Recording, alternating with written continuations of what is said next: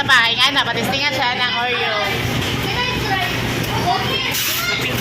Para makatry sila. Kapag na sila diha. Ibayran man na nila o para makatesting ng discount sa ice cream. Mami. Kana lang po. Smile, Gio! Smile, tarong! Ito yung sa glory.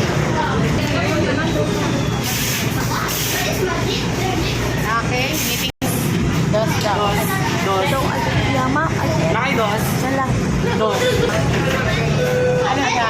Ikay ka doon. Ayan.